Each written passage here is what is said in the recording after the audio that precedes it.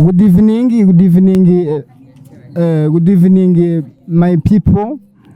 I would like to invite. Yes. This our country, Burundi. Yes.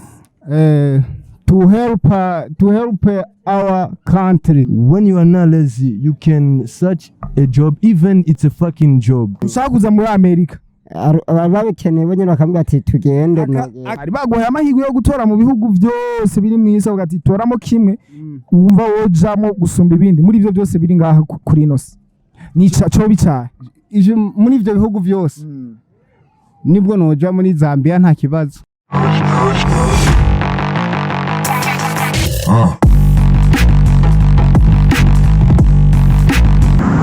Hey, my name is Q Baba, the son of the living God. Barenga yawo umugabo ndumugabo umerudende atabesha ngo asumira umwana hako mbesha uburara nkunda ukuri kandi nkakunda n'abantu bavuga ukuri. Turi kuri street kuri road yani ni kuri road muzoka kugira misi yose twagenda duhura n'abantu tubaza ibibazo bitandukanye kugira ngo twubakane kuko nama mvuga ikintu kimwe ndizera ko societe cyangwa abantu hatubakwa n'amatafari gusa n'amazu n'ibindi bubakwa n'ivyimviro bafise. So ikibazo cy'uno munsi, the topic of the day,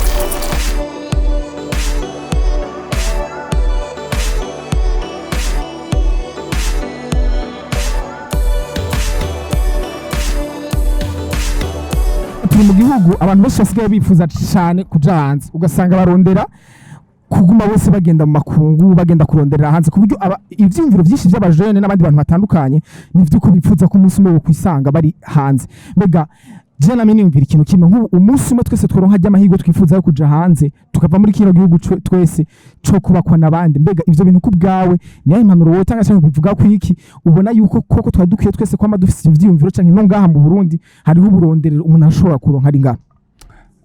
Kuno bimeze nka je ku ruhande rw'iwanje ukuntu ndayibona baca umugani mu kirundi ngo akanyoni katagurutse nikamenye ubwiza.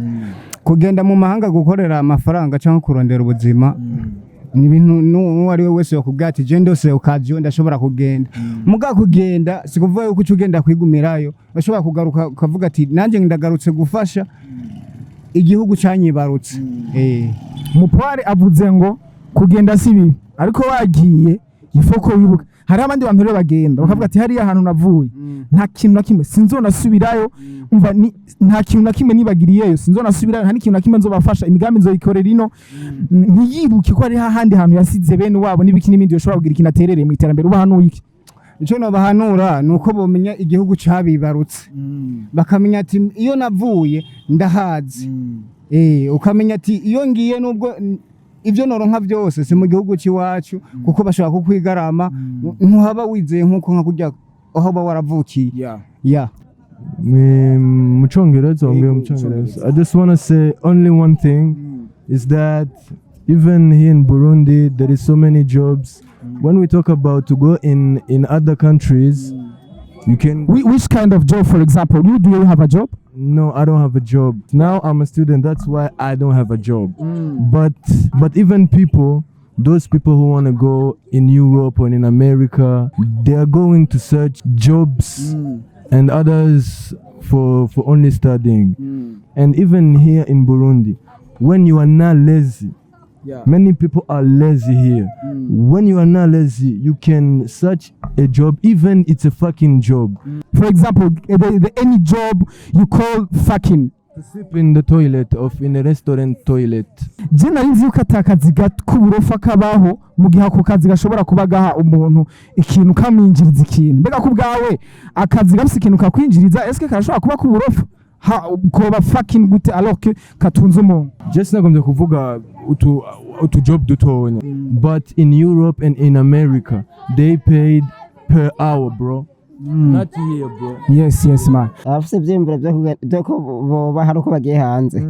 Mwisanzwe no ngaha mu Burundi hamwe boshiro ku mwete bakora ngaha mu Burundi nyene naho byashobora gushoboka kuko uwagize amahirwe yuko woronkera hanze nuko ngaha mu Burundi woronka kandi n'abandi bari hano mu Burundi barashobora kwaronkera bisaba imipango bisaba imigambi barashobora kuronka. Niko akoresha imigambi ngaha mu Burundi bashobora kuronka cyangwa kabura mbwa warondeye ko hariho n'abaje hanze bondera bakabura. Nk'ubu urose amahirwe yo kugenda hanze mu bihugu byo hanze wo kwemera ayo mahirwe iyo visa wo yemera cyane ntiwogenda kugenda hariya bonyene babinsabye bakagenda mu bwanje byo nyese no byishiramo ngo ndiyumvire ico bakakwisabira ati wewe turakwinginze uje hato nk'igihugu ca Amerika kikagusaba ati tugende hanze mugabo ati je ku bwanje navyo nokwibwira ntabyo nashaka kwibwiza je ushaka kuza muri Amerika babikeneye bonyene bakambwira ati tugende akaba aribo bakurondera bana muri ko muradukurikirana si bose bifuza kuja mu bihugu vyo hanze mpeje guhura n'umuntu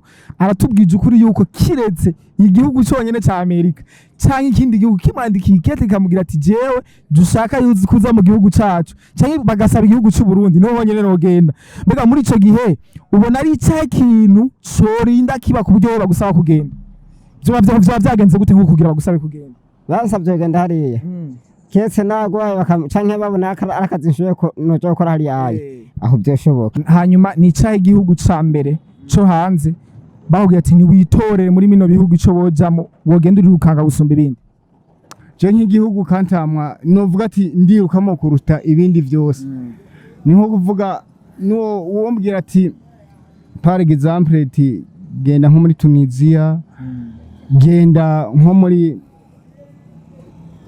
Zambia ari bagoye amahirwe yo gutora mu bihugu byose biri mu isi ugati toramo kimwe wumva wojamo gusumba ibindi muri ivyo byose biri ngaha kuri inosi nica cyo bicaye ije muri ivyo bihugu byose nibwo noja muri Zambia nta kibazo muri Zambia uyu mufrere byo kuja muri Amerika kuja muri Canada kuja mu Faransa no mu Bwongereza ntimo mugore nimba Imana yoshobora kumufasha kuja hanze ayisenga yibwira ati jewe Mana fasha injize muri Zambia nje mu gihugu ca Zambia umuntu ariko aradukurikirana asavye ko twokubaza kino kibazo utubwirire abantu bariko baradukurikirana bari hanze ari nk'umuntu usanga yavukiye nko muri Amerika canke mu Faransa ariko ari umurundi ubatera kamo kuko bakundisha igihugu cabo nk'umuntu nyene w'umupore yiyemera yize agifise iki mu rurimi bumva nimba akiza kukorohera kukivuga mu Congereza canke mu Gifaransa mugabo uruvuge mu rurimi atari Kirundi.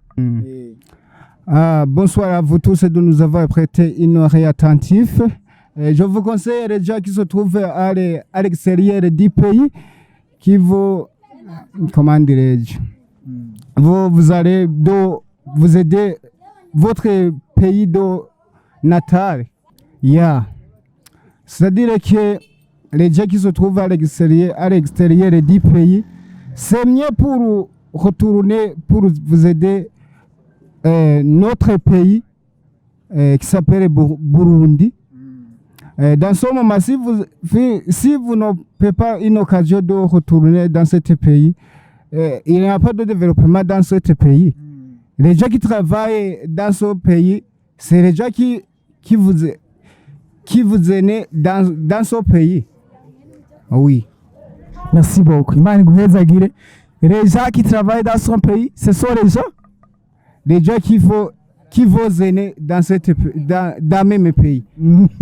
Les gens qui vous aident dans ce muramba bari igifaransa sikirenga ariko no mupare kavuga ati les gens qui vous aident bisigura abantu bagize iki abantu nyashatse kuvuga abantu bakivukiye mu bwabo. Les gens qui vous aident dans cet pays. Oui. Vous êtes ce sont des gens qui vont aider cet pays. Ako nako bisigura iki mu Kirundi ku bantu? Nshatse kuvuga yuko nibo ubwabo boza kugifasha. Ururimi rw'icongereza hariho akantu ho buruzi ko gatoyi ku buryo nk'abantu bari mu Bwongereza no muri Amerika nubwo katoba akantu nubwo bitoye ibintu binini mbwa gato cyane nk'akarorero ati abantu muri mu bihugu barundi kazi muri mu bihugu bitumva Kirundi bivuga icongereza turabaha ikaze muzoze kudufasha kubaka igihugu jewe Maria Mungu sanzwe niga muri ishuri uvuge hama ucuba bitera nina kwera mu Burundi tumaze igihe kinini twiga mu congereza naho urutuntu dukeye wofata two kugira ubatera intege dukeye gusa dukeye. Je ne suis pas capable de se brouiller en anglais. Pas même capable de le saluer. Good evening, my people. I would like to invite this our country Burundi to help our country is very important. Important, yes. Yeah. Yes. So continue. There is many what to do. What to say? What? Continue like that. Merci beaucoup. Turashimira abantu bariko baradukurikirana uko biri kose mwumvise yuko ariko arabatera kamo ko kugaruka tukura gihugu bivanye naho duherereye. Imana ibahezagire ahantu hose muri mubandanye mukora ibikorwa byanyu kandi muranirwe muri byose. My name is Q Baba Barenga yawo, the son of the living God, Mr. Skra. Ndabakunda cyane.